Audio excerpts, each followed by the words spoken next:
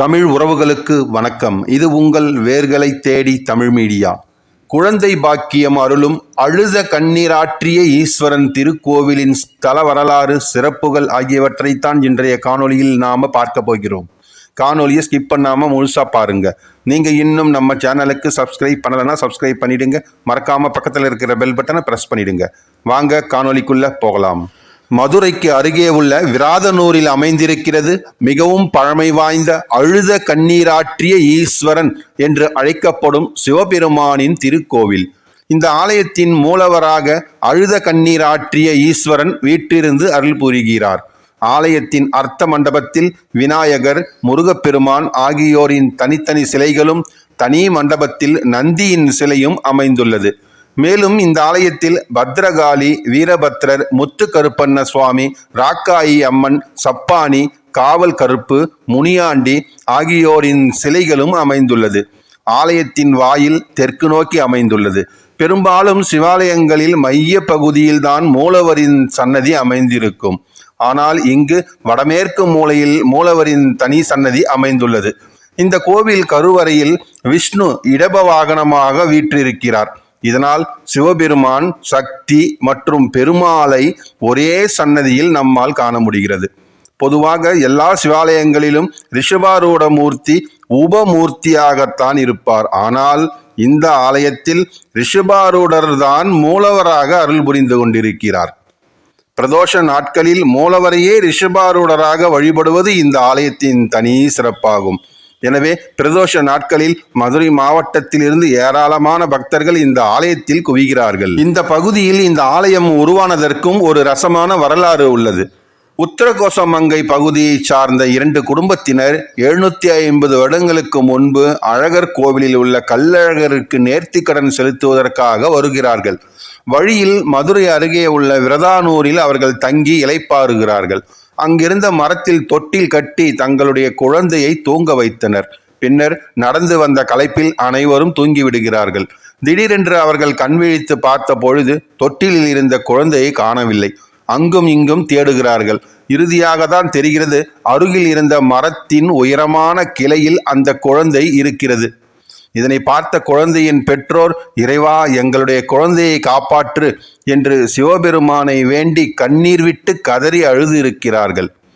இவற்றை கண்டு மனமிறங்கிய சிவபெருமானும் அந்த குழந்தையை மீட்டு பெற்றோரிடம் ஒப்படைத்திருக்கிறார். தங்களுடைய குழந்தையை மீட்டு கொடுத்த சிவபெருமானுக்கு நன்றி தெரிவிக்கும் விதமாக இந்த பகுதியில் ஒரு ஆலயத்தை எழுப்பியிருக்கிறார்கள் அந்த குடும்பத்தினர்கள்.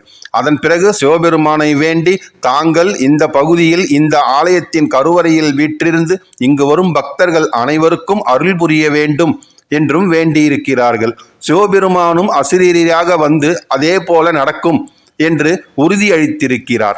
அவர்கள் கட்டிய அந்த ஆலயத்தின் கருவறையில் ரிஷபாரூடரின் சிலையை தான் பிரதிஷ்டை செய்து வழிபட்டிருக்கிறார்கள். குழந்தையை காணாமல் அழுத பெற்றோரின் கண்ணீரை போக்கியதால் கருவறையில் இருக்கும் இறைவனுக்கு அழுத கண்ணீராற்றிய ஈஸ்வரன் என்ற திருநாமம் ஏற்பட்டிருக்கிறது. குழந்தை இல்லாதவர்கள் குழந்தை வரம் வேண்டி இங்குள்ள மூலவரை மனமுருக வந்து வேண்டுகிறார்கள். கூடிய விரைவிலேயே அவர்களுடைய வேண்டுதலும் பலித்து விடுகிறது. குழந்தை பிறந்த பிறகு மீண்டும் இந்த ஆலயத்திற்கு வந்து சுவாமி மற்றும் அம்பாளுக்கு வஸ்திரம் அணிவித்தும் கோவில் திருப்பணிகளுக்கு பொருளுதவிகள் செய்தும் தங்களுடைய நேர்த்திக்கடனை செலுத்துகிறார்கள். அதே போல மன வலிமை வேண்டியும் திருமணத்தடை நீங்க வேண்டியும் ஏராளமான பக்தர்கள் இங்கு வருகிறார்கள். மகா சிவராத்திரி சிறப்பாக கொண்டாடப்படுகிறது இந்த ஆலயத்தில். குறிப்பாக பிரதோஷம் மிகவும் சிறப்பாக இங்கு கொண்டாடப்படும். நான் முன்னர் கூறியது போல பிரதோஷம் என்றவுடனே கருவறைக்கு எதிரில் இருக்கும் நந்தியம்பெருமானுக்கு தான் சிறப்பு அபிஷேக ஆராதனைகள் நடத்துவார்கள். ஆனால் இந்த ஆலயத்தில் கருவறைக்கு உள்ளே இருக்கும் ரிஷபாரூடருக்கு தான் பிரதோஷ சிறப்பு அபிஷேக ஆராதனைகள் நடைபெறுகிறது. மேலும் நவராத்திரி, பெரிய கார்த்திகை உள்ளிட்ட விசேஷ தினங்களும் இங்கு சிறப்பாக கொண்டாடப்படுகிறது. தினசரி காலை 7 மணி முதல் 8 மணி வரையிலும், மாலை 6 மணி முதல் இரவு 8 மணி வரையிலும் மட்டுமே இந்த ஆலயத்தின் நடை திறக்கப்பட்டிருக்கும். மதுரையிலிருந்து 14 கிலோமீட்டர் தொலைவில் தான் விராதனூர் என்கிற இந்த அழகிய கிராமம் அமைந்துள்ளது. மதுரை மத்திய பேருந்து நிலையத்திலிருந்து சிந்தாமணி, பனையூர் வழியாக நெடுங்குளம் செல்லும் பேருந்தில் சென்றால் விராதனூர் கிராமத்தில் இறங்கிக் கொள்ளலாம். ரிஷபாரூடர் சிவபெருமானின் முக்கியமான அம்சங்களுள் இந்த ரிஷபாரூடர் அம்சமும் ஒன்று. இந்த ரிஷபாரூடர் அம்சம் உருவான வரலாறு: அசுரர்களின் தொல்லையினால் தேவர்கள் திருக்கைலாயத்திற்கு சென்று தங்களை காப்பாற்றும்படி சிவபெருமானிடம் முறையிடுகிறார்கள்.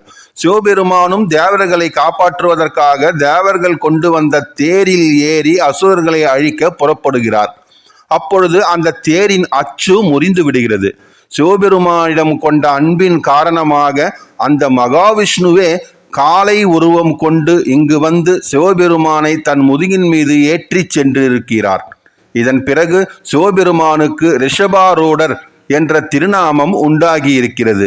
எனவே ரிஷபாரூடரை வணங்கினால் சிவபெருமான், பார்வதி தேவி, மகாவிஷ்ணு ஆகிய மூவரையும் வணங்கிய பலன் கிடைக்கும் என்று சொல்லப்படுகிறது. இந்த ஆலயத்தில் மகாவிஷ்ணு இடப வாகனமாக இருப்பதால் சிவனையும் சக்தியையும் பெருமாளையும் ஒரே கருவறையில் தரிசிக்கும் வாய்ப்பு நமக்கு கிடைக்கிறது என்பதை தெரிவித்துக் கொண்டு உங்களிடமிருந்து விடைபெறுகிறேன். இந்த காணொளி உங்களுக்கு பிடித்திருந்தால் லைக் பண்ணுங்க, ஷேர் பண்ணுங்க, மறக்காம உங்கள் கருத்துக்களை கமெண்ட் பாக்ஸ்ல கமெண்ட் பண்ணுங்க. நன்றி, வணக்கம்.